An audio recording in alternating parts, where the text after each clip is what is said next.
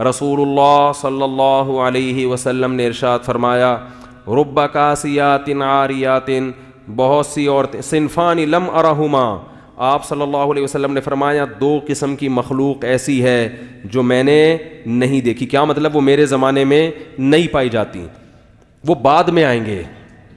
اور یہ اشارہ اس سے مل رہا ہے کہ وہ قومیں مسلمانوں میں پیدا ہونے والی ہیں. فرمائے ایک ظالم حکمران جو عوام پہ ظلم کریں گے، ہر وقت کوڑا لٹکا رہے گا ان کا. دوسرا فرمایا کاسیات عاریات، ایسی عورتیں جو لباس پہننے کے باوجود برہنہ ہوں گی، ان کا لباس جسم پہ ہونا نہ ہونا برابر ہوگا. فرمایا رؤوسہن، ان کے سر ایسے ہوں گے کاسنمۃ البخت، جیسے اونٹ کے کوہان ہوتے ہیں، ایسے فیشن کیے ہوئے ہوں گے کہ بالوں کو اوپر سے اٹھا کے رکھا ہوا ہو. تو علماء نے لکھا ہے کہ ایسا چست لباس پہننا جس سے جسم کے اعضاء جھلکتے ہوں، یا ایسا باریک لباس پہننا جس سے جسم کی کھال نظر آتی ہو، اس سے یہ مطلب ہے کہ لباس کے باوجود کیا ہوں گی؟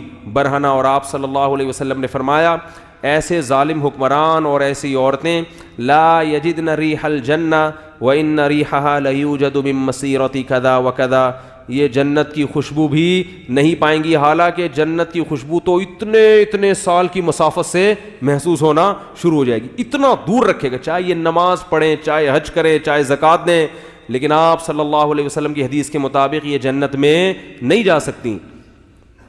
کتنا بڑا حکم ہے، مگر آج اس حکم کی دھجیاں اڑائی جا رہی ہیں.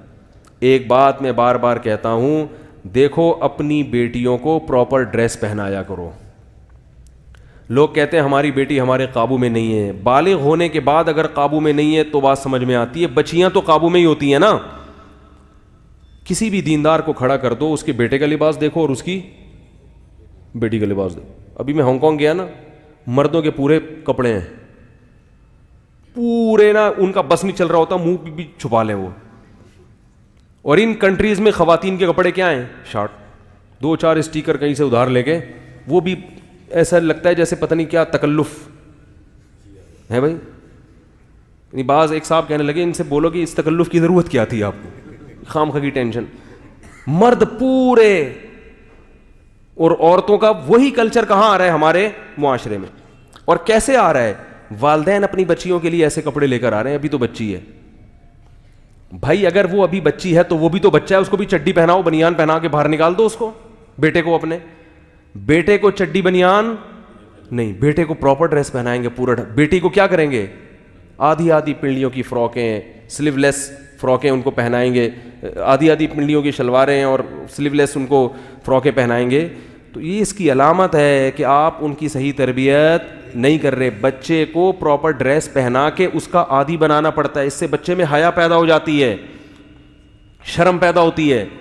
آپ نے دیکھا ہوگا جو لوگ اپنے بچوں کو کپڑے نہیں پہناتے نا، چڈی بنیان میں ہی بچے گھومتے رہتے ہیں، وہ پھر بڑے ہو کر بھی چڈی بنیان میں. ہمارے ایک دوست نے واقعہ سنا ہے یورپ کے کسی کنٹری کا. وہ یہاں سے نا بچی کا رشتہ تھا، کہیں رشتے کے سلسلے میں کہیں گئے کسی ملک، تو لڑکے والوں نے ان کو بلایا.